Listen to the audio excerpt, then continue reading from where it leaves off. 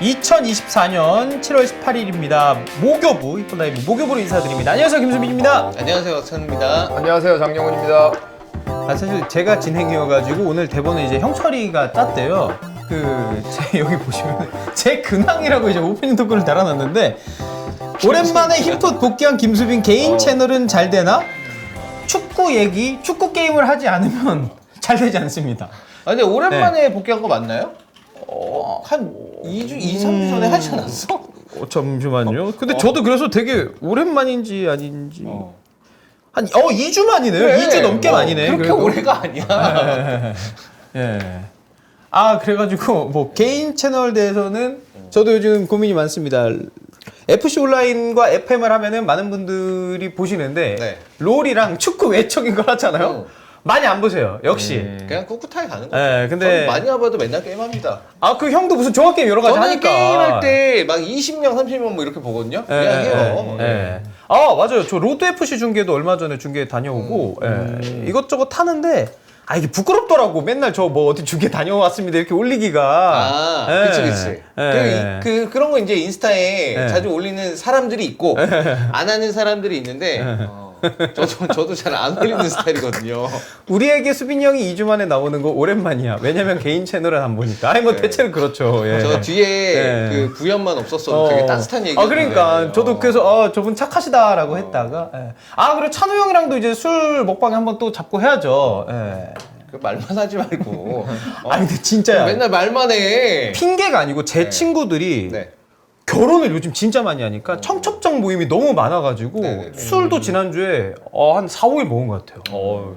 그러다 보니까 이제 찬우 형이 약간 좀 순위가 밀렸는데 다시 이제 순위를 또 끌어올려야 되는. 청첩장 모임을 이길 수는 없었어요, 형님이. 그런 대접 받으면서 술 먹고 싶지 않아. 형 제가 먹고 싶어요, 형이랑. 약간 잠수하는데 이렇게 가라앉으시고. 예. 오늘 나 혼자 술 먹어야겠다, 집에서. 네. 그리고 이제 주원 형이랑 그 사이에 술 한잔을 했습니다. 많은 분들이 이제 에피소드를 궁금해하실 것 같은데 원래 저랑 이제 최민준 캐스터랑 술 한잔 하다가 주원 형 안 본 지도 오래됐고 그리고 제가 얼마 전에 주원 형 얘기를 들었는데 이제 예전에는 저랑 술을 좀 많이 먹었으니까 근데 내가 없으니까 이제 술 누구랑 먹나 좀 궁금했는데 뭐 회사 직원 중에서 술 먹었던 얘기가 들린 직원이 없길래 오랜만에 제가 이제 연락을 했죠. 혹시 근데 형 당산이다 멀리다 형 히프 끝나고 넘어올 수 있냐 했는데 저는 안 넘어올 줄 알았거든요. 넘어와가지고 술 먹고 둘이 좀 진하게 먹고 그때 좀 감동받았습니다. 민준이 먼저 가고? 네. 민준이 와이프가 있으니까 좀 먼저 가고 둘이 그렇게 따지면 너도 비슷하잖아요. 그렇게 하죠. 야, 너도 비슷하잖아, 그렇게 따지면. 근데 저는 이제 뭐라 그래야 되죠? 허락을 받았다라고 해야 되나요? 저는 그런 거에 대해서는 조금 이제 좀 자유도가 있어가지고 그래서 주원 형이 와가지고 아주 의리를 느꼈다. 요 정도 에피소드여서 막 되게 재밌는 에피소드는 없어가지고 다음번에 한번 만들어 보도록 하겠습니다. 그리고 주원 형, 덕현이 지금 일본 가 있고 덕현이는 좀 더 짧은 일정이라고 해요. 주원 형이 길게 가 있다고 합니다. 이후에 뭐 이스타TV와 이스타항공이 어떻게 더 콜라보를 하는지는 잘 모르겠습니다만 여행 같은 거 또 있으면 투어 있으면은 또 많이 참여를 부탁을 드리겠습니다.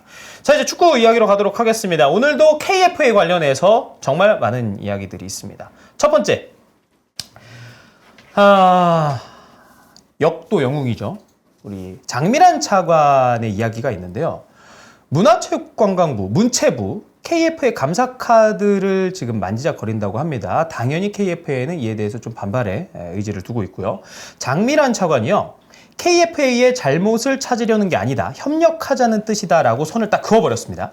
문체부는 주무부처다. 조사해서 잘못을 찾겠다는 의도가 아니다. 협회의 전문성과 자율성은 당연히 존중한다. 다만 지금까지 운영이라든지 선정하는 과정에서 일이 발생한다면 주무부처에서 손을 놓고 있는 것도 안 될 일이다. 이건 국민적 관심사안 아닌가? 각자가 해야 할 역할이 있듯이 협력하자는 의미다. 문체부가 지금 당장 엄청난 일을 할 수 있는 상황도 아니다. 방향성을 같이 잡고 해결 방법을 같이 찾아봤으면 좋겠다라고 얘기했습니다. 장민환 차관의 말대로 문체부 감사가 시작이 되면요. KFA는 대표팀 감독 선임 과정 그리고 전반적인 운영 과정을 조사받는다고 합니다.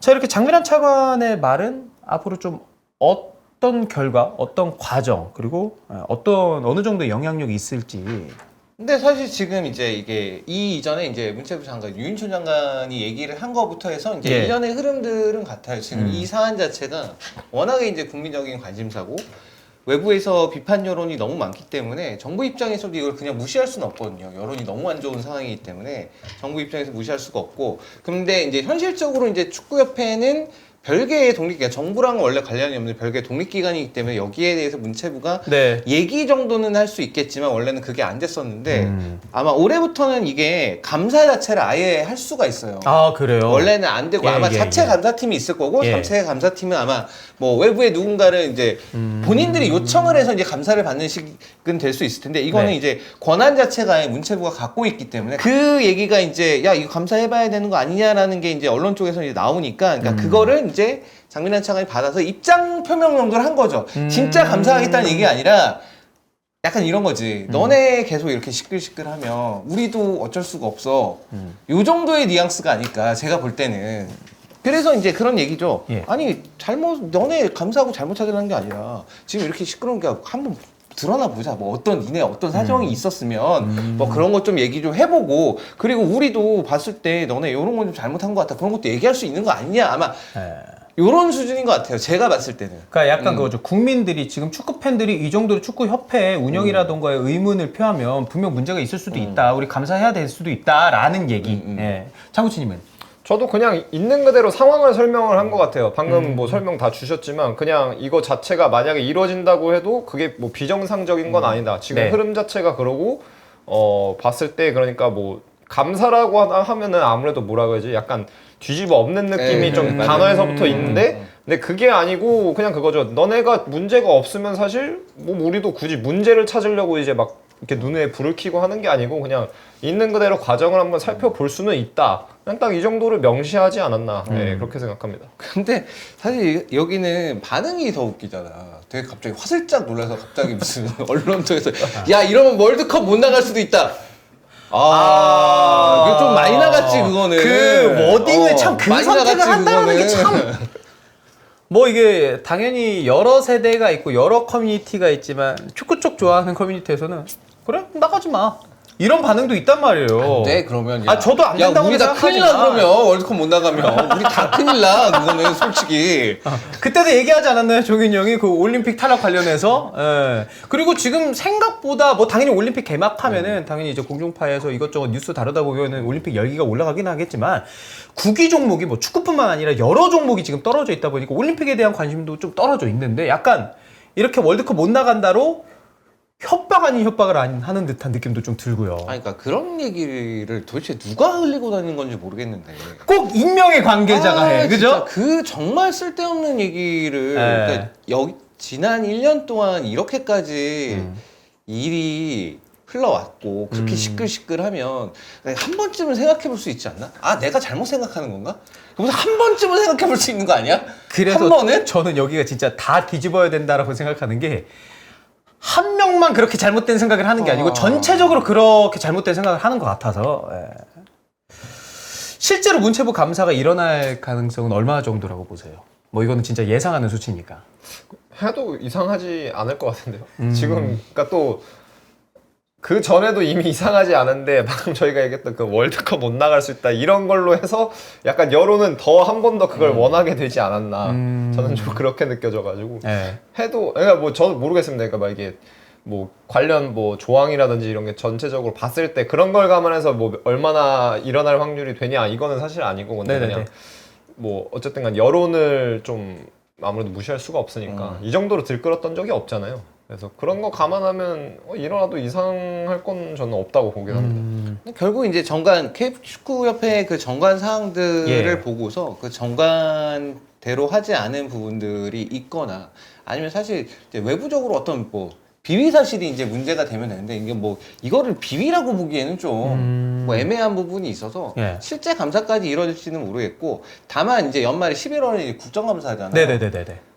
그거는 아마 이 문제에 관련해서 국회의원들은 또 그렇죠. 국민들이 궁금해하고 그러니까 관심이 그 있으니까. 국정감사는 문체부 감사를 하면서 이거 할 수도 있을 것 같아. 그때는 진짜 국정감사 같은 경우는 할 수도 있을 것 같긴 한데 그냥 이게 곧바로 그냥 감사 절차로 들어간다 이렇게는 저는 그렇게 보지는 않아요.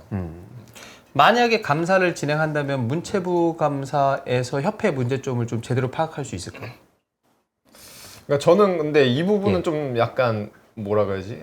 좀 확실히 모르겠어요. 왜냐면은 그러니까 진짜 조금 그러니까 저는 예를 들어서 코치 입장에서 많이 느끼는 게 뭐냐면은 그런 경우들이 이게 예를 들어서 그냥 요새 한국 같은 경우는 또 코치를 뭐 그게 뭐 프로팀은 보통 안 가는데 프로사나 유소년 같은 경우는 공채를 해서 뽑는 경우가 꽤 있어요. 근데 아니 뭐 어차피 제가 뽑는 거 아니니까 뭐 제가 뭐 권한이 있는 건 아니지만 근데 저는 솔직히 그런 건 있거든요. 코치 입장에서 공채를 해서 뽑는 게 과연 얼마만큼의 공정함이 있는가. 그러니까 예전에도 뭐 제가 한번 얘기했지만 결국에는 감독이 누가 되느냐 그리고 뭐 감독과 일을 하는 그 적합도로 봤을 때 그러니까 단순히 그러니까 사적으로 친한 거 말고 진짜 일을 같이 시너지를 내서 할 수 있냐는 관점에서 봤을 때 코칭 스태프가 그런 거를 중점으로 놓고 이제 구성이 돼야 되는데 공채를 놓고 뽑는 게 어떻게 보면 그냥 일반 기업의 그 프로세스를 그냥 이식해서 이제 하는 거잖아요. 뭐 예를 들어서 뭐 기업구단 같은 경우는 거의 또 그렇다고 볼 수가 있고. 근데 그런 데서 이제 또 거기서 또 이제 약간 뭔가 문제 아닌 문제들이 생기거든요. 네네. 거기서 이제 뭔가 축구에 적합하지 않은 그 현실들이 이제 또 발생을 하는데 이번 감사 같은 경우에도 뭐 모르겠어요. 그러니까 막 정말 좋은 거는 뭐 만약에 감사가 진짜 이루어졌는데 뭐 단 100%는 아니더라도 그래도 좀 우리가 최근에 얘기하고 있는 그런 부분들에서는 좀 뭐 프로세스가 정립이 된다면은 좋겠지만 근데 또 거꾸로 하면은 방금 제가 말씀드린 것처럼 약간 아예 뭔가 또 잘못된 선례가 남겨지고 거기서 또 한번 뭔가 생각지 못한 문제가 나올 수도 있다고 봐서 그래서 저는 좀 반반이지 않을까 싶습니다. 축구협회 이야기처럼 지금의 상황을 피파에서 문제로 삼을 가능성도 좀 있다고 보시나요? 없죠. 없다. 그러니까 이 문제로 삼는 거는 거의 그런 거죠. 만약에 회장을 마음대로 바꾸려 그래. 예. 축구협회 회장을 마음대로 바꾸려 그러면 그런 부분은 이제 문제를 삼을 수 있지. 그건 이제 어쨌든 간에 그 정치권에서 이제 개입을 하는 경우니까 네네네네. 회장 자체를 누구를 안 치고 말고 이런 거는 그러니까 지금 이제 정봉규 회장을 예를 들어서 정봉규 회장 야 니네 이거 엉망이네 내려와.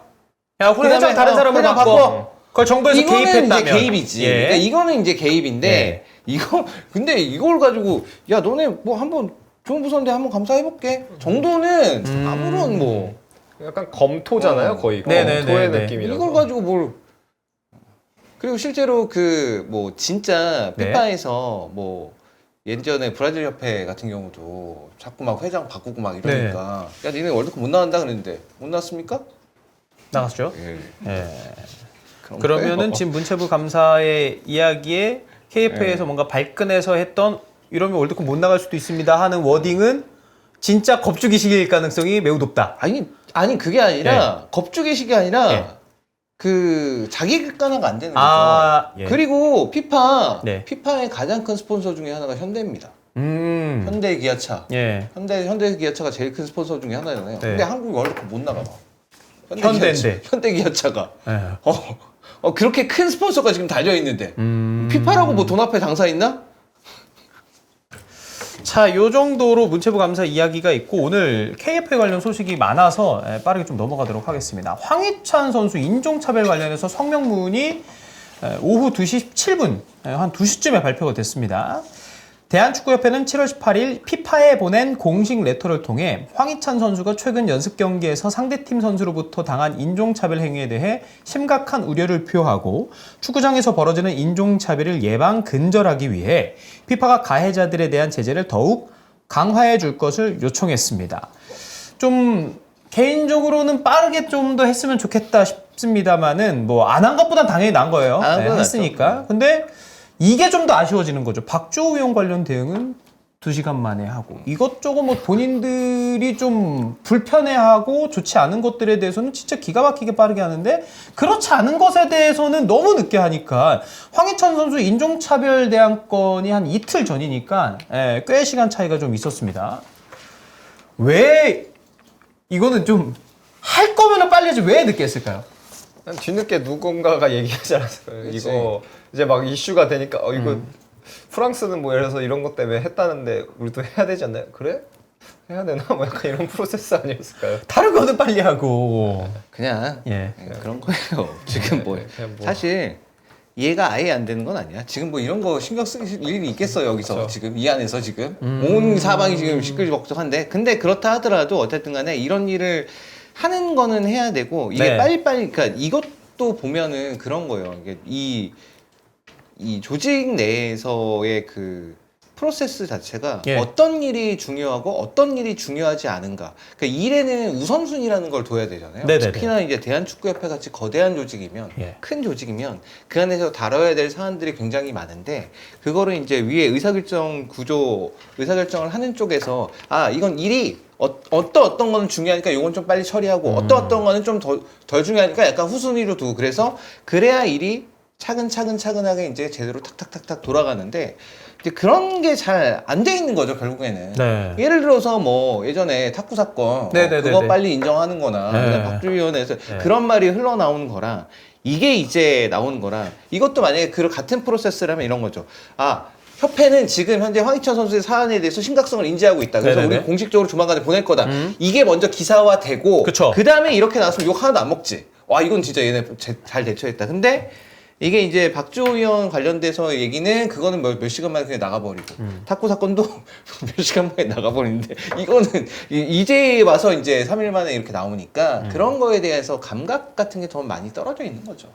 만약에 언론이나 축구 관련 종사자들이 인종차별 관련해서 축구협회에서 이거 빠르게 뭐 피파에 편지를 보내든 서신을 보내든 해야 되는 게 아니냐라는 여론이 그렇게 많이 형성되지 않았다면 축구협회 이렇게 했을까요?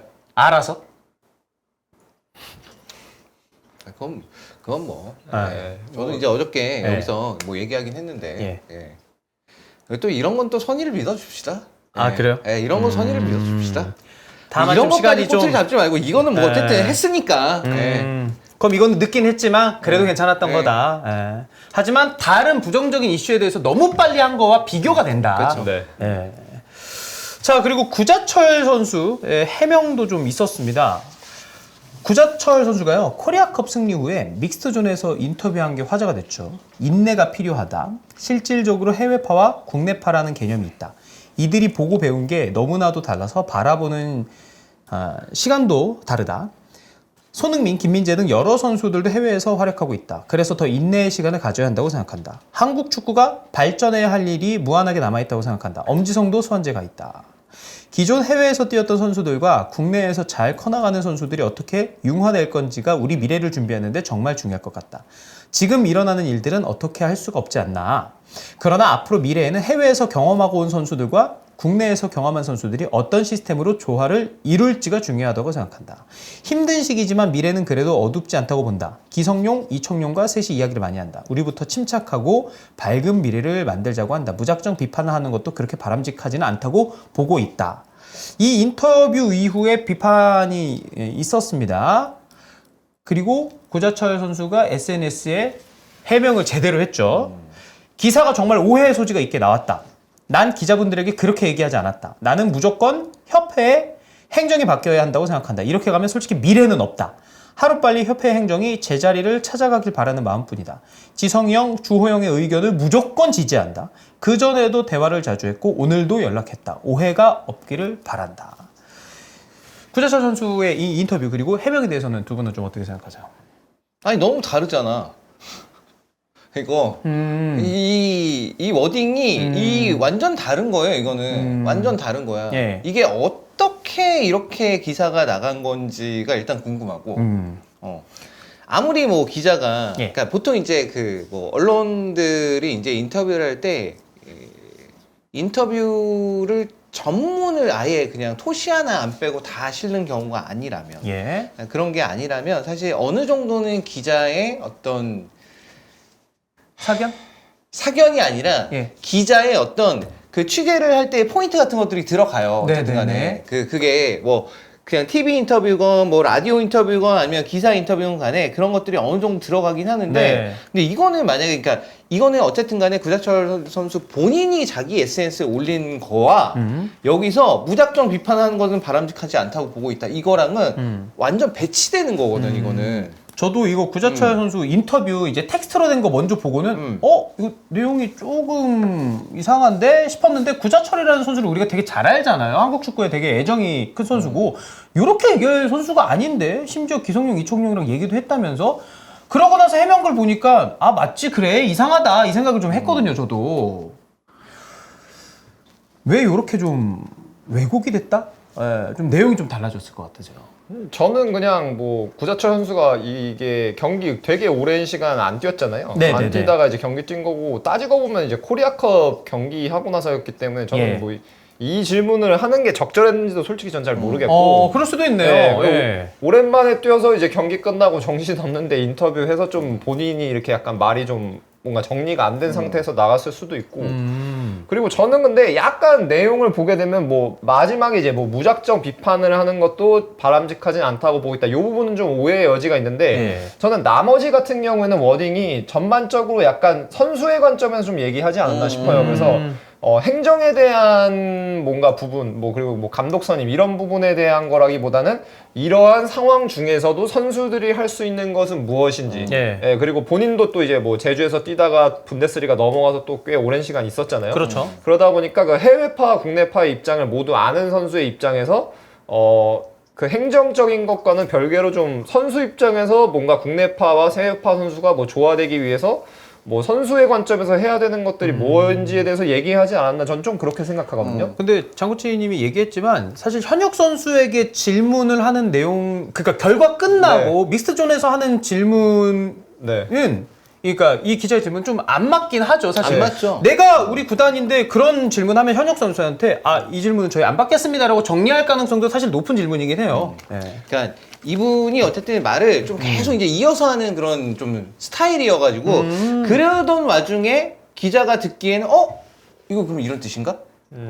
라고 했을 수도 있죠. 오해가 있었을 수도 있다. 기자가 들었을 때는 그리고 우리 지금 저희가 보고 있는 대본에도 써 있는데 이제 괄호치고 아무래도 홍명보의 제자였으니라고 이제 써 있어요. 근데 그러니까 특히 질문을 하는 입장에서 뭐 그 기자분이 어떤 뭔가 애초에 뭔가를 잡고 질문하셨는지 그건 저는 모르지만 만약에 방금 이 괄호 친 부분 저희 대본에 써 있는 이 부분을 조금이라도 의식하고 그걸 의도해서 질문하셨다면은 얼마든지 이게 약간 같은 말이어도 이렇게 말끝만 바뀌어서 완전히 뉘앙스가 달라질 수 있잖아요.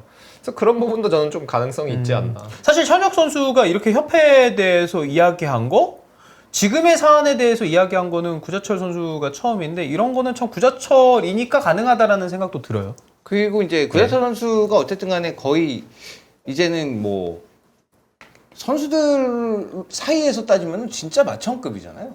완전 마천급이잖아요. 그쵸. 완전. 진짜 완전 마천급이어서 그러니까 또 할 수 있는 얘기인 것 같긴 해요. 장구치님 역시 구자철이니까.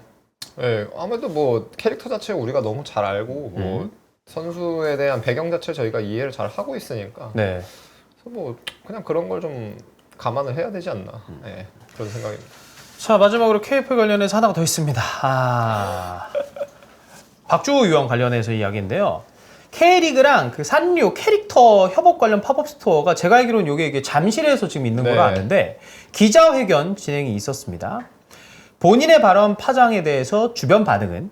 이라는 질문에 주변 반응에 많은 힘을 얻고 지지와 응원을 해주셔서 그 부분에 대해 잊지 않고 계속해서 노력하고 축구 발전에 힘쓰려고 생각하고 있다라고 얘기를 했고요. 영상 보고 축협에서 법적 대응을 하겠다고 했다. 우선 영상 올린 것에 대해서는 제가 초점을 맞춘 것은 이 정보는 꼭 이야기해야겠다. 한국 축구 발전을 위해 이 사안은 꼭 이야기해야겠다라고 생각했기 때문에 영상을 올렸다. 그리고 축협 관계자분들은 개인적으로 아는 분들이 연락은 왔지만 공식적인 연락은 오지 않았다라고 했습니다. 저 딱 이 워딩 보고 와, 박주호 의원 진짜 상남자다. 멋있다라는 생각 좀 들었고요. 이 정도로 파장이 클 거라고 예상했나? 여러 생각보다는 간단하게 5개월간의 이야기들을 전하는 데 초점을 맞췄고 그게 한국 축구 발전에 도움이 된다고 생각하고 이야기했다. 그렇기 때문에 다른 것은 복잡하게 생각하지 않았다. 그 이후에 박지성 포함 다른 선배들도 힘을 실어주고 있다. 그 부분에 대해서 어떻게 느꼈냐라는 질문에는요. 모두가 저와 똑같은 마음이지 않나 생각하고 있다. 다 개인적인 생각에서 나오는 이야기지만 한국 축구 발전을 위해 조금 더 체계적으로 변한다면 더욱더 성장 발전하는 한국 축구가 되지 않을까 하는 모두의 바람이지 않을까 생각한다. 현역 선수들 후배들의 반응을 궁금해한다. 현역 선수들은 뛰고 있기 때문에 KFA 안에 들어가 있기 때문에 제가 따로 말씀드릴 부분은 없다라고 했고요. 이회택 전 회장의 발언에 대해서는 어떻게 생각을 하냐? 그 얘기하셨죠. 감독이 이미 선임이 된 만큼 힘을 더 실어줘야 한다라고 얘기했는데 박주호 의원은요. 정상적인 공정성과 모든 면에서 괜찮았다면 이런 문제가 일어나지 않았을 거라고 생각한다. 그렇기 때문에 앞으로 행보를 지켜보면서 객관적으로 판단해야 한다라고 생각한다 얘기했고요. 정광희 위원으로 가장 답답했던 부분 어떤 게 가장 안 좋았을까라는 마지막 질문에 우선 체계적인 시스템 필요했다. 그러니까 체계적인 시스템이 없었다라는 거죠. 네. 공정성, 투명함으로 여러 가지로 공개되는 부분이 있어야 하는데 이런 것들이 정확하지 않았다. 공정하지 않았고 투명하지 않았다라는 거고 그거에 여러 가지로 복잡한 상황이 나왔다고 생각한다. 이렇게 얘기를 했습니다. 지금 계속해서 박주 의원이 똑같은 스탠트로 일관적으로 이렇게 좀 카메라 앞에 서서 기자들 앞에 서서 인터뷰 이렇게 하는 거 보면은 참 대단하고 뭐 저희 저희뿐만 아니라 뭐 여러 선수들 전 선수들도 지금 힘을 실어주고 있는데 좀 개인적으로는 좀 바람직한 모습이지 않나라는 생각을 합니다. 아니 되게 멋있던데. 되게 이렇게 하긴 멋있을 수밖에 없지. 멋있죠. 멋있을 수밖에 없고. 이렇게 그래서 어떻게 이제 얘기해요? 말하는 것도 이제 박종희 의원 같은 경우에는 말을 네. 워낙에 이제 잘 하는 사람이기 때문에 여기에서 이제 질문들도 사실 어떻게 좀 실수하면 잘못 이제 말이 워딩이 나갈 수도 있는 그쵸, 부분들도 그쵸. 있었을 텐데 그런 거 하나 없이 되게 깔끔하게 잘 인터뷰를 한 것 같아서 본인 생각도 아주 명확하게 얘기를 하고 그래서 되게 멋있고 좋은 인터뷰였던 것 같아요. 네. 어떻게 생각하셨습니까? 저도 굉장히 좀 시원했으니까 뭔가 자극적인 얘기를 한다기보다는 정말 그 안에 있었던 사람 입장에서 뭐라 그러지? 그러니까 그냥 말 그대로 그냥 정말 열거를 한 느낌이잖아요. 이런 일이 있었고 이런 일이 있은 다음에 뭐 이런 일이 있었다가 이렇게 쭉 열거를 했는데 그러니까 그거에 대해서 뭔가 이렇게 감정을 실어서 얘기했다기보다는 네. 물론 감정적은 본인은 굉장히 답답했을 거라고 이제 누구든지 생각을 할 수가 있잖아요. 근데 그럼에도 불구하고 뭔가 감정적인 부분을 강조하기보다는 말 그대로 네. 정말 있었던 객관적인 사실을 되게 설명을 잘 해주셨고 그리고 그거에 대해서 이제 결국에는 그걸 통해서 이제 우리가 프로세스라는 개념이 또 이제 많이 또 대중들이 인식을 하고 있는 거잖아요.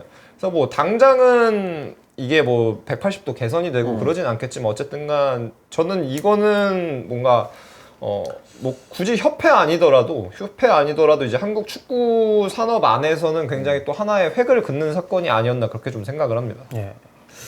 이회택 원로의 발언을 들으셨을 때 천우형은 좀 어떻게 생각하셨는지 힘을 실어줘야 한다. 그러니까 힘을 실어주는 거는 이제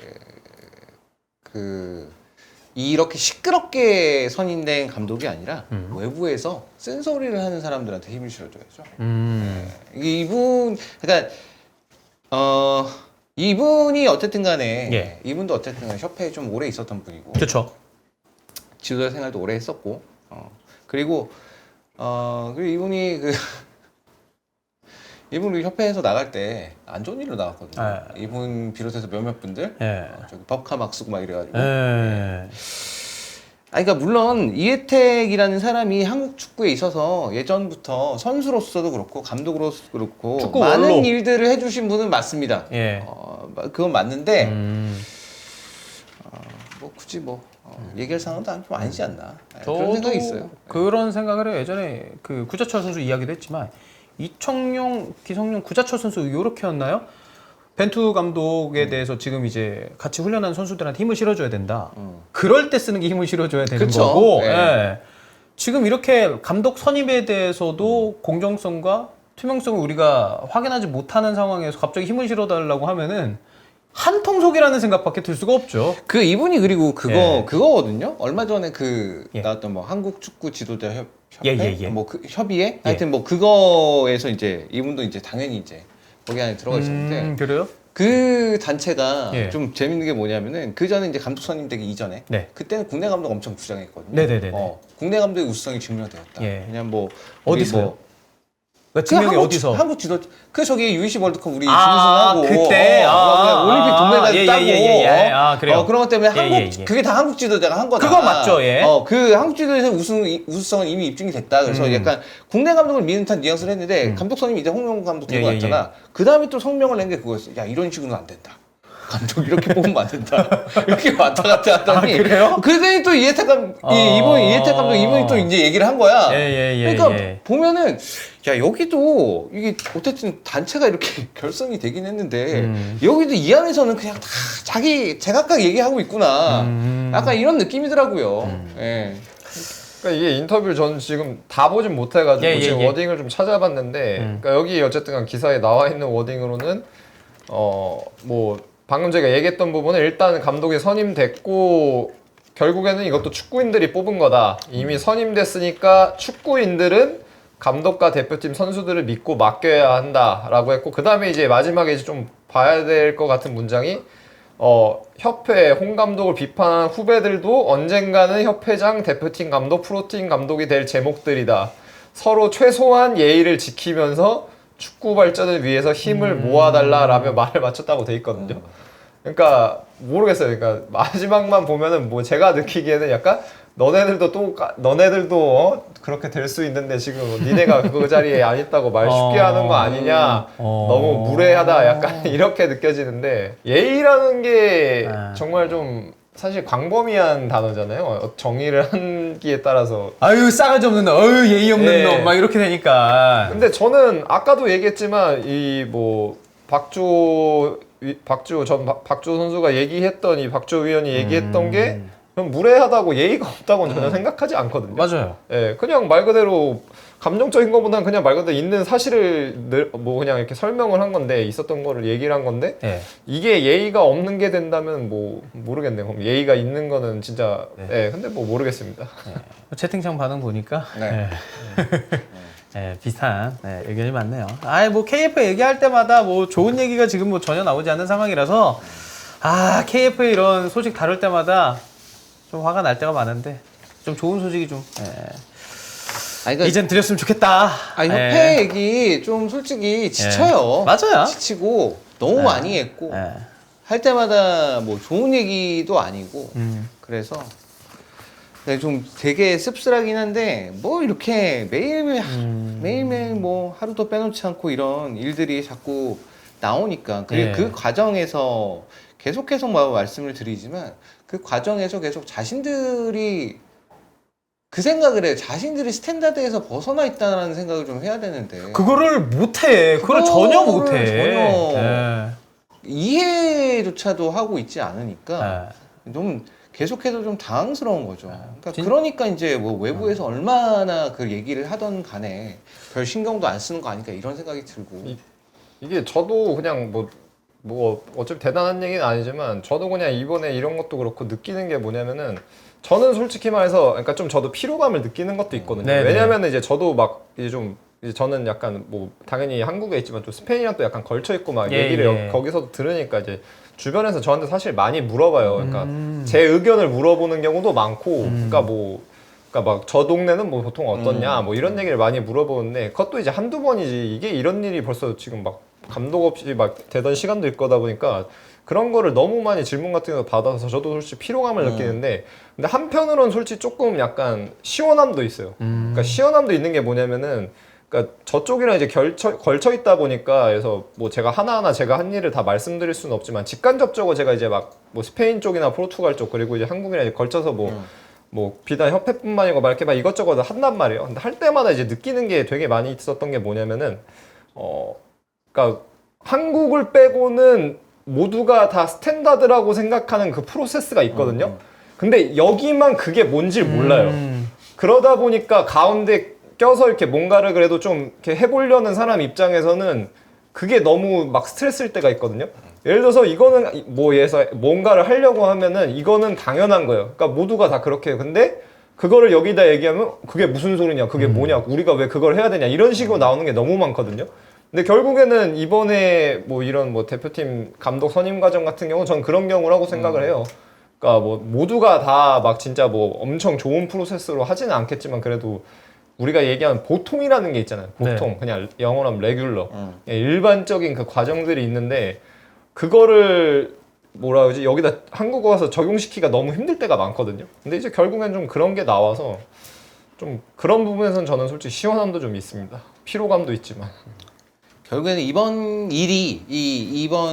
일 자체가 협회가 좀 더 이제 글로벌 스탠다드에 가깝게 우리나라가 사실 한국이 98년 IMF가 있었고 그 IMF가 사실 굉장히 많은 사람들에게 고통을 줬던 그런 가혹한 정말 일이긴 했는데 그 IMF를 거치면서 일부 분야에서는 이제 글로벌 스탠다드에 가깝게 변한 부분들이 있어요. 그래서 그 과정들이 있었기 때문에 결국 이제 2000년대에 우리나라도 굉장히 크게 이제 성장을 할 수 있었던 그런 계기가 되기도 했었는데 이번 일도 축구협회가 세계적으로 봤을 때도 이 정도면 일 무난하고 잘 처리하네 라는 조직이 되는 기회가 됐으면 좋겠습니다. 네. 그러니까 뭐 저한테 방금 제가 얘기한 뭐가 시원한 거지라고 이제 하시는 분 계신데 뭐가 시원하냐면은 여러분이 이걸 이렇게 알게 되신 게 전 시원하다는 거예요. 그러니까 박주원이 얘기했던 것처럼 저도 비슷한 상황에 있었던 적이 몇 번 있거든요. 근데 그거를 뭐 제가 얘기한다고 뭐 저 같은 사람이 얘기한다고 뭐 누가 듣겠습니까? 안 듣죠. 근데 어쨌든 이 정도로 그래도 진짜 좀 이름이 있으신 분이 영향력 있으신 분이 얘기를 해주셔서 이게 이슈가 되고 많은 분들이 더 인지를 하고 계신다는 게 전 그게 시원한 거예요. 이게 진짜 박조 의원 진짜 대단한 일 한 거고 진짜 앞에 이제 장미란 차관 관련해서 이제 문체부 감사 이후에는 뭐 국정감사 얘기까지 나오는데 그렇게 잘 마무리가 좀 됐으면 좋겠다 라고 생각을 합니다. 네.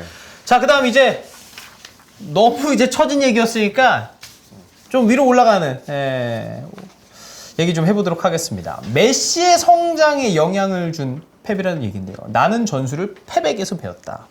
코파 아메리카 우승하면서 또 한 번 우승 타이틀을 추가했죠. 진짜 고트 메시인데 코파 아메리카 전에 남긴 인터뷰가 화제입니다. 왜냐하면 펩에 대한 언급 때문이에요. 인터뷰에서 메시는 자신의 성장 완성에 있어서 펩이 미친 영향력을 얘기하면서 펩 과르디올라를 극찬했습니다. 지금 6, 7살 아이들이 투터치로 플레이어들로 교육을 받고 있는데 그 나이 대 아이들도 나와 같은 경험을 해야 한다. 그래야 남미 선수들 본연의 리듬감과 감각을 유지할 수 있다. 그 남미 특유의 리듬감 이거 느낄 때 좀 많으세요?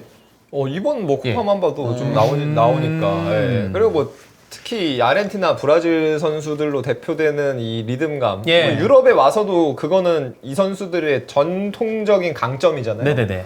근데 그러니까 딱 이번에 코파랑 유로만 봐도 이게 진짜 대조가 확 돼가지고 또 많은 팬분들이 얘기를 하셨잖아요. 그래서 어떤 분들은 코파가 더 재밌다 이런 얘기를 하셨는데 근데 결국에는 이 선수들이 가지고 있는 이 강점 혹은 장점은 훨씬 더 수비적으로 봤을 때 좀 더 체계화돼 있고 조직화되어 있는 유럽에서도 먹힌다는 거는 고정불변의 사실이니까. 그러니까 그런 데서 확실히 리듬감 같은 경우가 이제 느껴지죠. 예. 남미 선수의 자연스러운 움직임, 뭐 자율성, 자발성을 뭐 유지해야 한다고 언급을 했고 현대 축구가 남미 고유의 스타일보다 모든 축구가 유럽화된다는 지적이 있었죠. 근데 메시도 앞서와 비슷한 생각을 좀 한 것 같습니다. 요즘 유소년 선수들에게 진짜 이렇게 투터치로 플레이하도록이 좀 많이 깔려 있나요? 근데 예. 이거는 좀 모르겠어요. 요즘 유소년 선수들이라고 이렇게 너무 뭉뚱그려서 그룹화 시키기는 힘들 것 같고 예. 크게는 좀 구단별 좀 더 작게는 이제 감독 코치별로 좀 차이가 있지 않나 싶어요. 근데 여기서 방금 이제 질문이 들어갔을 때 6, 7살 애들이 이제 투터치로 플레이하도록 교육을 받고 있다라고 이제 질문을 되는데 네. 저는 이거는 전형적인 좀 오류라고 생각을 합니다. 이거는 네, 왜냐면은 6, 7살이면은 그 시기로 봤을 때는 그러니까 예를 들어서 포지션 얘기를 하자면은 예. 무슨 포지션에서 뛸지 아직 모르는 시점이에요. 맞아요. 그리고 이 나이 대 선수들이 어떠한 장점 혹은 강점을 지니고 있는지도 우리는 아직 모르는 시점이란 말이죠.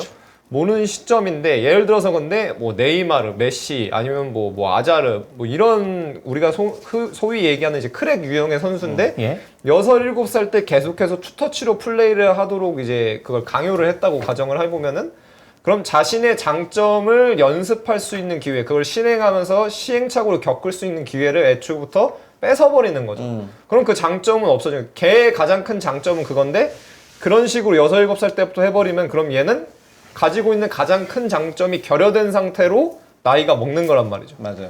근데 이제 최소한 6, 7살 때 같은 경우 그러니까 거꾸로 그런 것들을 하게 해서 그 재능들이 발현되고 나중 가서는 이제 조금 더 구체적으로 이제 갈 수가 있는 거죠. 근데 6, 7살 때 원투터치는 이거는 저는 전형적인 그 과르디올라 바르셀로나 이후에 나오는 좀 폐해라고 봅니다. 그러니까 그래요? 잘못 이해하는 거죠. 그거 네네. 잘못 이해하고 있는 거예요. 그러니까 요즘은 이제 메시의 얘기는 그거잖아요. 요즘에 유럽에서는 내가 보아하니 어쨌든 간에 팀을 몇 군데 다녔으니까 보아하니 7살 정도 되는 애한테도 저런 식으로 이제 플레이를 하도록 시킨다. 근데 저도 제가 이제 애들 축구를 되게 많이 중계를 많이 했거든요. 유소년 축구 중계. 네, 10년 넘게 이제 되게 많이 네. 했었는데 그 유소년 축구 이제 그 요 연령대 진짜 네. 저연령대 애들 축구하는 거 보면은 물론 이제 8대8 같은 경우 그 적게 하는 경우에는 이제 개개인이 이제 공 갖고 많이 있으니까 보면은 이제 뭐 나름 어쨌든 간에 훈련을 하고 연습을 했다고는 해도 정말 그 애들 특유의 그 공 잡고 계속 막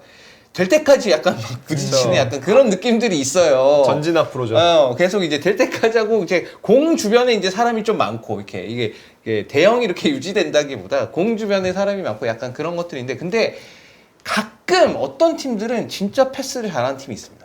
가끔 진짜 가끔 있어요. 그러니까 그런 팀들은 근데 그 압도적으로 잘하긴 해요. 네. 축구를 잘하긴 하는데 이제 그때 이제 제가 드는 생각이 약간 그런 게 있는 거죠. 쟤네들이 정말 잘하는데 저렇게 할 때까지 쟤네 얼마나 연습을 했을까가 일단 첫 번째로 그때 봤을 때 들었었고 그러니까 두 번째로는 패스 같은 건 정말 잘하고 위치도 잘 잡는데 그러니까 드리블은 좀 어떨까라고 궁금할 때가 좀 있어요. 왜냐면 다른 팀들은 다 드리블 하니까 잡으면 맞아요. 그러니까 그런 게 좀 있어서 진짜 답답할 정도로 드리블 하거든요. 애들은 보면은 그게 좋고 재밌으니까 자기가 그러니까 그래서 이 얘기에 저도 사실 약간 공감이 가긴 해요. 이게 그러니까 6, 7살이 그러니까 저는 5살, 4살부터 저는 성인까지 다 해봤으니까 근데 이 나이 때는 감안해야 되는 게 뭐냐면은 초등학교 한 1, 2학년까지도 그런데 우리의 개념이 잘 없어요. 그게 그 뇌 발달이랑도 연결돼 있는데 나지 우리의 개념이 많이 없어요. 근데 거꾸로 축구가 좋은 운동인 거는 우리의 개념을 심어줄 수 있기 때문에 또 좋은 운동인 거거든요. 근데 그러다 보니까 힘든 게 이거는 제가 전에도 한번 히든풋볼에서 얘기했던 것 같은데 이 나이 때 친구들한테 설명하기 어려운 게 뭐냐면 코너킥을 설명하기가 되게 어려워요. 왜냐면은 우리 팀의 발에 맞고 나간 거랑 상대 팀의 발에 맞고 나간 거잖아요. 기준을 보고. 근데 우리라는 개념이 적기 때문에 그냥 나 빼고 다른 애들 중에 하나에 맞고 나간 건데 왜 이건 골킥이고 왜 이건 코너킥이냐요. 그래서 그거를 설명하기가 생각보다 힘들어요. 예. 근데 그렇기 때문에 이 나이 때 친구들한테는 그러니까 결국엔 축구라는 게 포지션 개념이 있고 물론 최소한의 팀 개념을 주긴 하지만 사실은 내가 공을 가지고 할 수 있는 활동의 개념으로 접근을 하는 게 강해요. 그러다 보니까 뭐 이 나이 때 선수들한테 훈련을 한다고 하면은 그러니까 상황을 최대한 그러니까 시각적으로 가져갈 수 있는 정보를 좀 줄여야 돼요. 그래서 11대 11은 너무 복잡해요.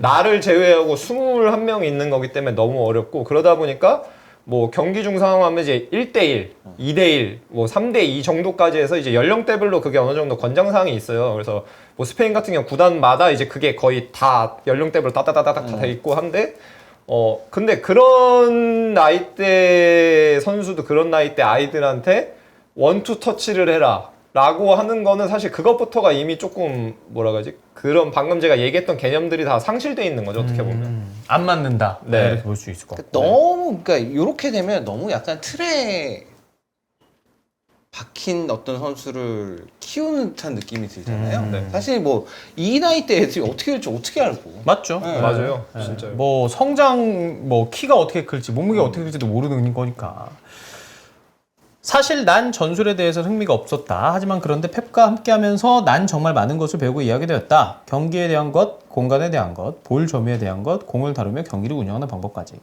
축구는 그동안 많은 발전을 했다. 굉장히 전술적이다. 이젠 박스한 수비에 4명을 배치하는 라인이나 백5까지 꺼내들면서 잘 훈련되고 조직된 팀들이 선수들을 더욱 힘들게 만든다. 예전에는 훨씬 더 많은 공간이 있었지만 요즘의 축구는 더 전술적이고 더 많은 피지컬을 요구한다라고 얘기를 했고요. 펩 가르디올라 아래에서 폴스9으로 뛰게 된 비하인드 스토리도 언급을 했는데요. 엘 클라시코 전날 갑자기 소식을 들었다. 펩이 나에게 영상 몇 개를 보여주며 이렇게 말했다.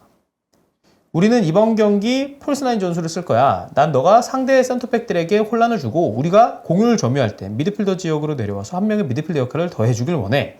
마드리드에 가서 그들을 이기려면 우리가 공을 점유하고 주도해야 해. 우리가 그들을 이기려면 훨씬 더 뛰어난 경기력을 보여줘야 된다고. 난 우리 팀이 계속 경기를 지배했으면 좋겠어.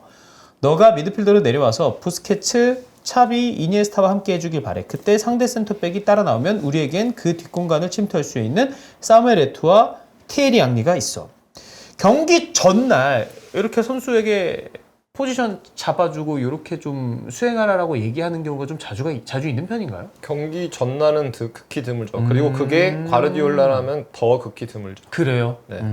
이거는 과르디올라가 얘기한 것도 있고 인터뷰가 그 예. 도메넥 토렌트가 얘기한 것도 있어요. 그래서 네네네. 얘기했는데 그러니까 과르디올라 버전 코칭 스태프 입장에서 얘기를 하자면은 과르디올라는 그러니까 물어본 거예요. 약간 의향을 물어봐서 이게 준비를 해서 메시랑 얘기를 하려고 자기 아마 그 뭐라 그러지 사무실? 네, 예, 사무실 예, 예. 그 사무실로 이제 불러서 얘기를 한 거고 이제 그러니까 선수한테 이걸 설명을 했을 때 내일 이거를 하려고 하는데 괜찮냐? 너 생각이 어떠냐라고 이제 물어본 거예요. 이것도 야 해 이게 아니고 물어본 거고 그래서 그 코칭 스태프 과르디올라는 도메넥 토렌트 얘기한 걸로 버전으로 보면은 얘기하고 나와서 과르디올라가 오케이 얘기했는데 본인이 괜찮은 것 같다. 본인이 자기는 했을 때 괜찮을 것 같다라고 얘기를 했기 때문에 실행하기로 했다 이렇게 얘기를 하거든요. 예. 그래서 일단은 그래서 방금 얘기했던 것처럼 이게 이례적이긴 해요. 그리고 과르디올라면은 더 이렇게 즉흥적으로 하는 건 없죠. 근데 예. 즉흥적으로 했으니까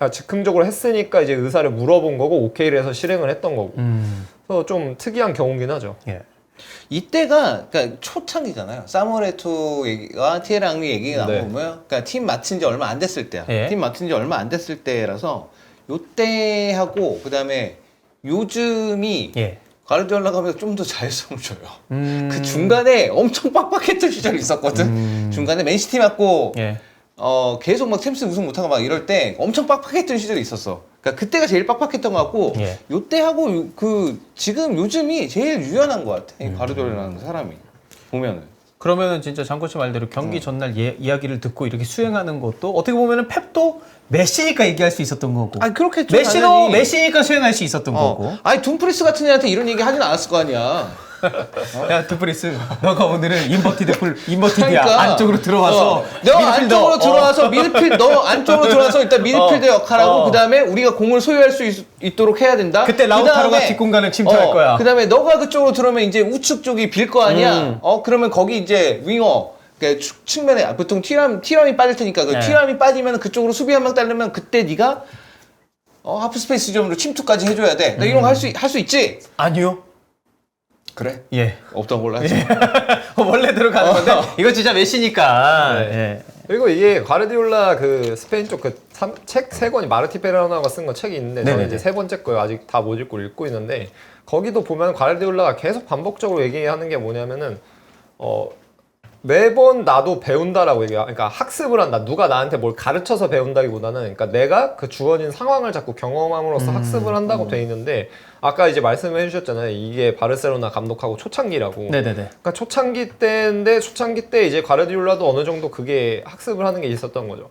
그리고 근데 어쨌든 근데 이 사람이 대단하다고 볼 수 있는 거는 그 아이디어라는 거. 이게 뭐 인버티드 풀백. 지금이야 뭐 풀백도 좁혀서 하는 게 지금이야 뭐 많은 팀들이 다 하고 그냥 따라하는 걸로만 하면 솔직히 뭐 라볼 피아나를 하든 인버티드 풀백 따라하는 건 다 할 수 있죠. 다 할 수 있는데 그게 실효가 있냐 그리고 선수가 그거를 했을 때 이점이 뭔지를 확실하게 인지를 하고 있냐인 건데 근데 이 사람은 그거를 선수에게 인지시켰을 뿐만 아니라 그걸 시작한 사람이잖아요. 그렇죠.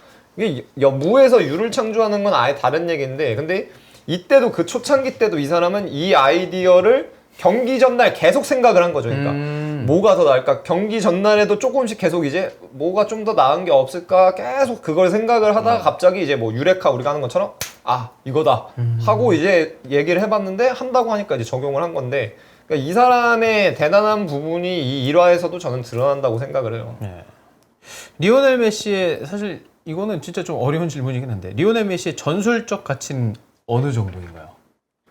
저는 이거를 제 옛날에 뭐 팟캐스트 할 때도 얘기 많이 했고 주변에서 뭐 축구를 얘기하다가 메시 얘기가 나오면 얘기를 많이 하는데 메시는 솔직히 그러니까 그게 전술적 효과긴 한데 축구 내적으로 보면은 그 특히 바르셀로나의 이 관점에서 축구를 이해하는 그 측면에서 보자면은 사회적인 효과가 있는 거예요. 그러니까 예를 들어서 그 다들 메시 한창 때 기억나실 거예요. 이제 메시 이제 중앙으로 한 라인 내려와서 공 잡다가 이제 드리블을 이렇게 하고 오른쪽에서 하거나 아니면 중앙에서 이렇게 드리블하면은 이제 상대에게 다 중앙으로 밀집되잖아요. 특히 이제 상대팀 입장에선 고비가 언제냐면은 메시가 만약에 자기를 막으러 나온 수비를 한 명을 벗겨냈을 때요. 벗겨냈을 때 그 당시 바르셀로나 기준으로 보면은 굉장히 많이 나오는 상황이 뭐냐면은 한 명이 벗겨지면 갑자기 두세 명이 동시에 달려들어요. 그러니까 모두가 그 불안감에 모두가 긴장돼 있고 모두가 불안한 상황인 거예요. 메시가 공을 잡으면. 그런데 한 명이 벗겨지니까 어떻게 돼요? 지역 방어 범위로 보면은 내가 안 나가야 되는 거예요. 근데 모두가 다 뭘 생각하고 있는 거? 내가 얘를 막지 않으면 우리 팀이 지금 한 명 벗겨졌는데 내가 얘를 막지 않으면은 우리는 골을 먹힌다라는 그 불안감에 휩싸여 있는 거예요. 그러니까 지역 방어가 다 깨지고 달려들 때 그때 메시는 뭐예요? 그때 당시로는 누구한테 하는 거야? 조르디 알바 후방에 있다가 다다다다다 사이드란 뛰어오면 그냥 톡 하고 그냥 조르디 알바 그냥 1대 0 상황에서 크로스 하던지 골 넣던지. 이제 뭐 많은 분들이 이제 그걸 보고 조르디 알바 뭐 원툴이다 뭐 이거밖에 할 줄 모른다라고 하시는데 그 당시에 메시와 뛰는 레프트백은 그걸 할 줄 아는 게 최고의 레프트백인 거예요. 타이밍 맞춰서 킥 올라가주고. 네, 그 정도 스피드로 후방에서 왜냐면 들어가 있는 게 아니고 후방에서 오니까 막을 수가 없어요. 왜? 오는 동안 그동안은 다 어떻게 돼 있는 거예요? 메시한테 고정이 돼 있는 거죠. 얘를 막아내지 않으면은 이제 큰일 난다라고 돼 있는데 그러니까 메시 존재 자체는 거의 전술을 넘어서 이제 축구라는 게 결국에는 팀도 하나의 사회니까 작은 사회니까 사회적인 관점이고 이게 특히 쿠만이 그 메시 나가고 나서 감독했을 때 그 다음 시즌에 얘기했었죠. 메시가 없기 때문에 상대팀들이 더 이상 우리를 그렇게 두려워하지 않는다. 그거는 우리가 직면한 현실이기 때문에 인정을 해야 된다고. 이 정도면 충분히 리오넬 메시의 가치에 대해서는 설명이 되지 않았나. 근데 뭐 이거는 한국 대표팀도 느꼈잖아요. 와 메시 막아야 돼. 이과인 툭. 느꼈어. 우리도 아르헨티나 갈 때 느꼈어. 그리고 사진 되게 10년이죠 그때. 사진 되게 절묘한 거 하나 찍혀 있던데 메시 한 명이 한 6명 정도 둘러싸고 있는 거 있어. 그 우리 이 빨간색 유니폼 이거 있었나? 그거 야 근데 진짜 그때 경기 기억나네. 2010년 진짜 오래전인데. 자, 이 정도로 메시 그리고 펩 가르디올라 얘기 마치고요. 오늘 개눈가리의 시선은요. 작전판 없이 갑니다.